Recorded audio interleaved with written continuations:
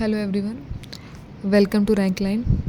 Today in this video, we will be talking about the ISER aptitude test, commonly known as the IAT exam 2026 and 2027 session.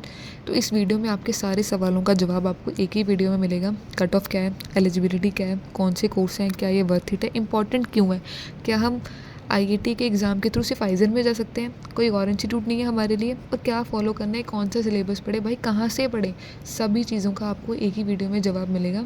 Next month आपका exam है, तो आपको अभी से तैयारी करना शुरू करना है। एंड काफ़ी बच्चों के एग्ज़ाम शायद अभी ख़त्म हुए हैं, काफ़ी बच्चों का रिज़ल्ट आने वाला है, उनके मन में भी काफ़ी सारी क्वेरीज होंगी, वो भी इसी वीडियो में आपको मिल जाएंगी। Now moving on to the next slide. IISER क्या है? So the IISER stands for the Indian institute of science and research education. और आइजर आपको ऑफ़र क्या करता है, मतलब आपको कौन से कोर्सेज देखने हैं वो आपको नेक्स्ट स्लाइड पे पता लग जाएगा। लेकिन आपको बेसिक आइडिया दूँ तो वो BS MS ड्यूल डिग्री आपको प्रोवाइड करेगा, वो भी स्ट्रॉन्ग रिसर्च ट्रेनिंग के साथ। अगर आपको पता है भाई मैंने तो रिसर्च में जाना है, मैंने सिर्फ और सिर्फ रिसर्च में जाना है, then IISER is only for you.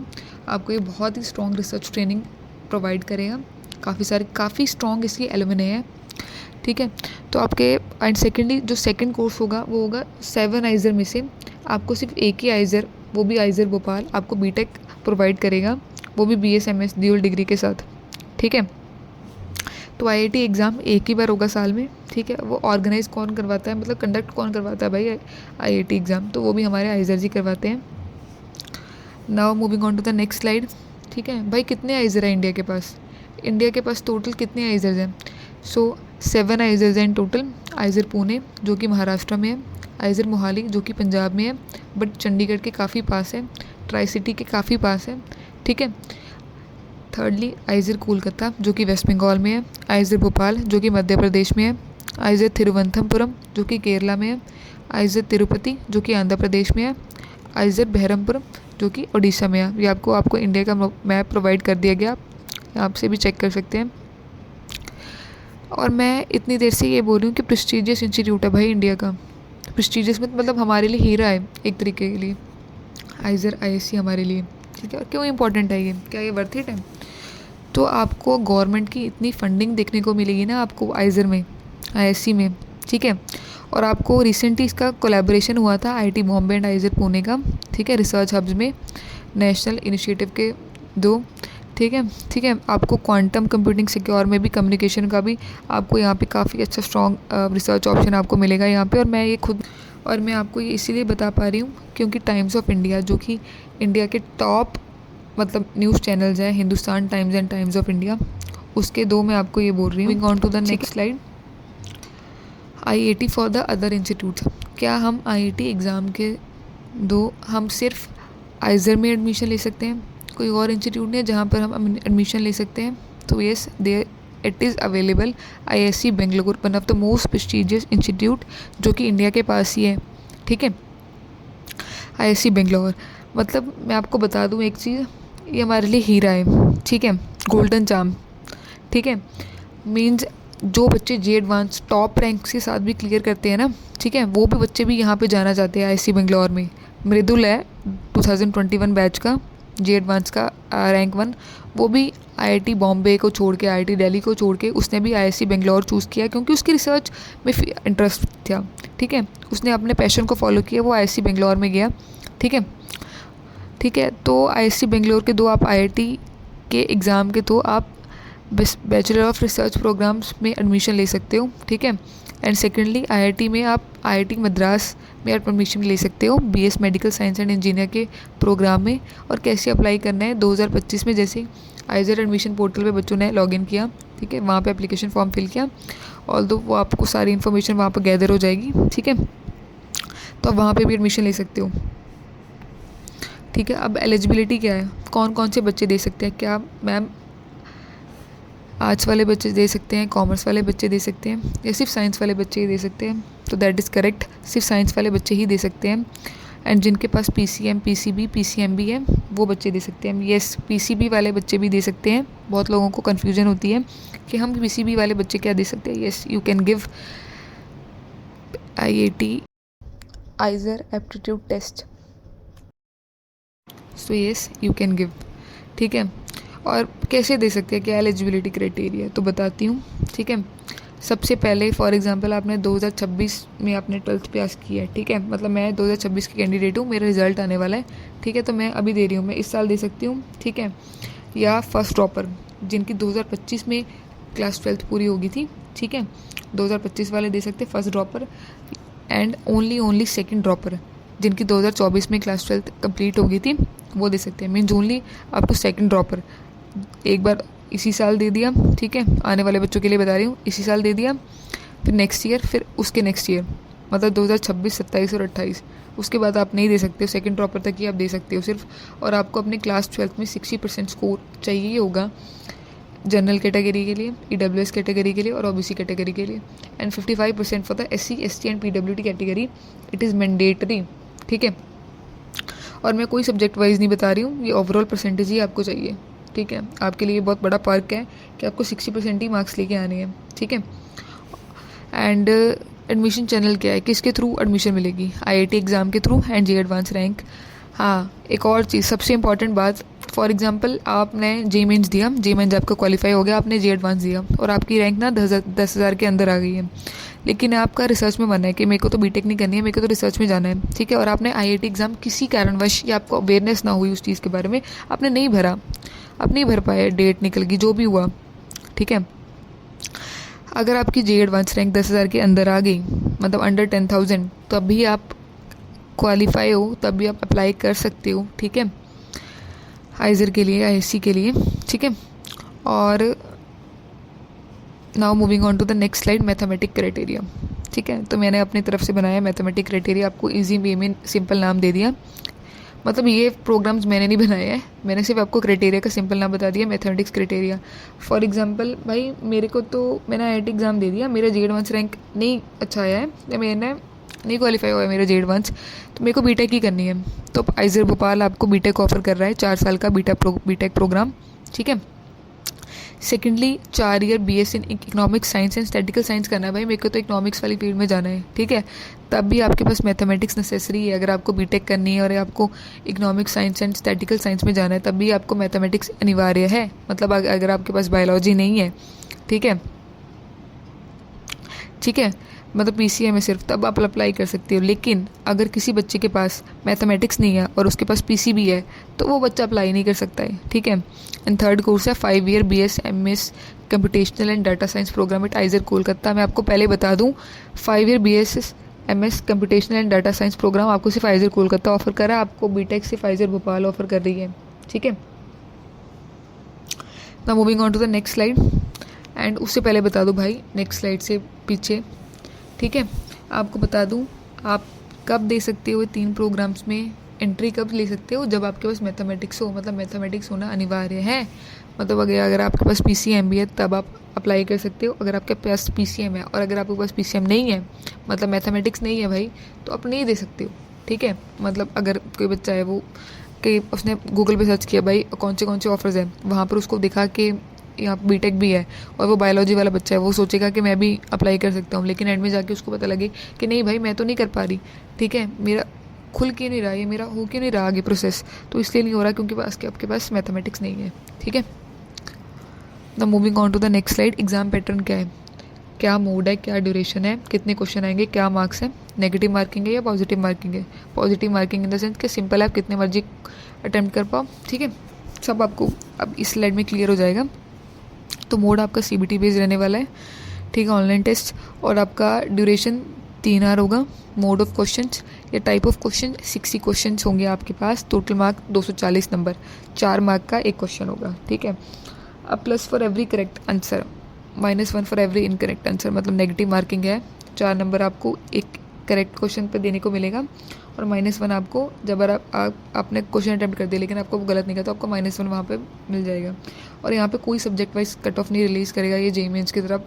ठीक है, कि आपकी 99% आई मैथमेटिक्स में, साइंस, ठीक है, कुछ ऐसा नहीं मिलेगा आपको, सीधा ओवरऑल आपको नंबर मिलेंगे। मतलब अगर मेरे पास एग्जाम्पल दे रही हूँ, जस्ट एग्जाम्पल नॉट डाटा, अगर एग्जाम्पल मेरे 140 नंबर आए हैं 240 में और मेरा रैंक है 150, ठीक है, और किसी और बच्चे के हैं उसके 150 नंबर हैं मेरे से 10 ज़्यादा, तो शायद उसका रैंक हो 130 100, 90, ठीक है। तो जितने आप ज़्यादा मार्क्स लेके आओगे उतना ज़्यादा आपका रैंक इम्प्रूव होगा, ठीक है। अब आईआईटी का सिलेबस क्या है, हमें कैसे पढ़ना है, क्या है इसमें, 11th एंड 12th आएगी पूरी या सिर्फ 12th आएगी। तो आपके पास टोटल 11th एंड 12th आपकी दोनों ही आने वाली है, आपको दोनों का सिलेबस ही पूरा पढ़ना है।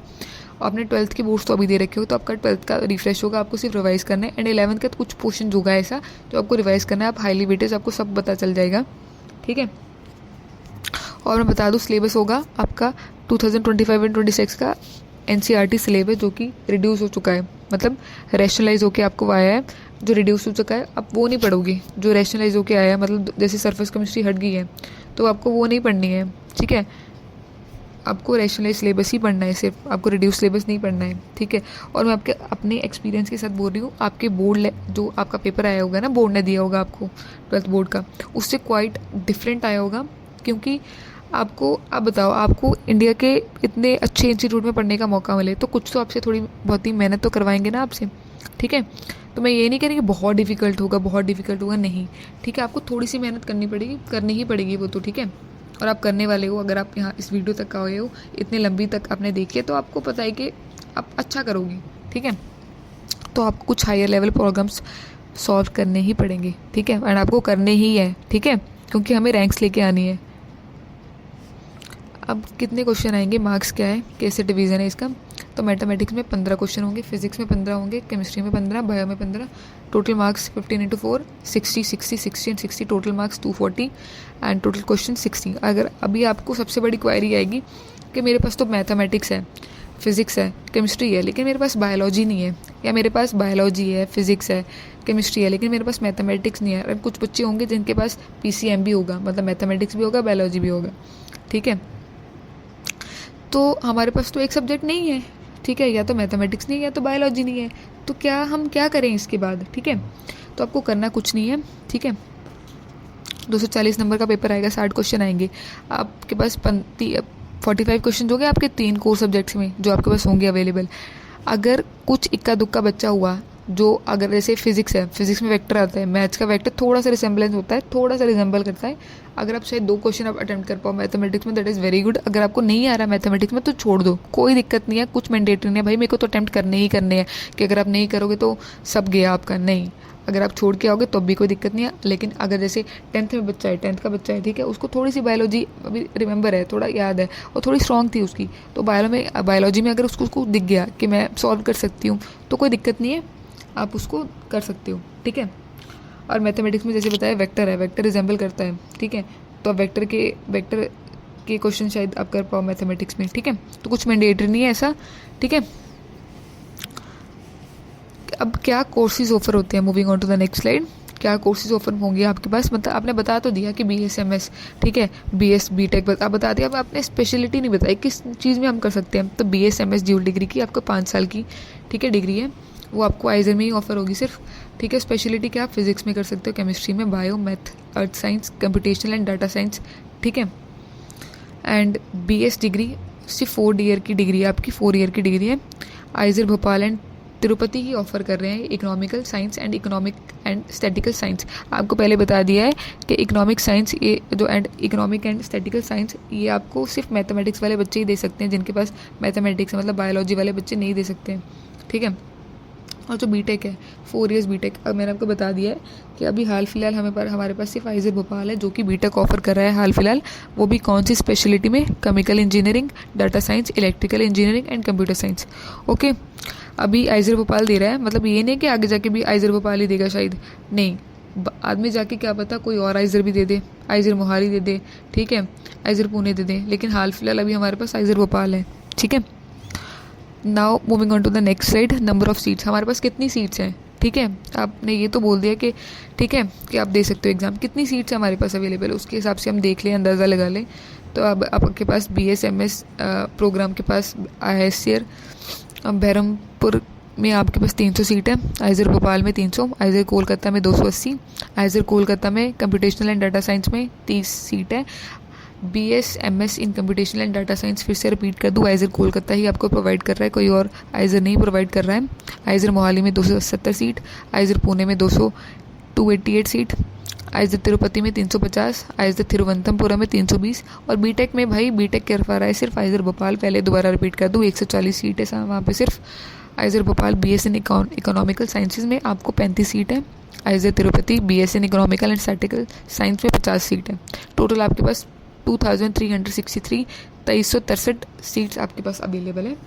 ठीक है, moving on to the next slide. Competition क्या है, कितने बच्चे भाई रजिस्टर करते हैं, तो 2021 से लेकर 2025 का आपके पास रिसेंट डाटा लेके आई हूँ।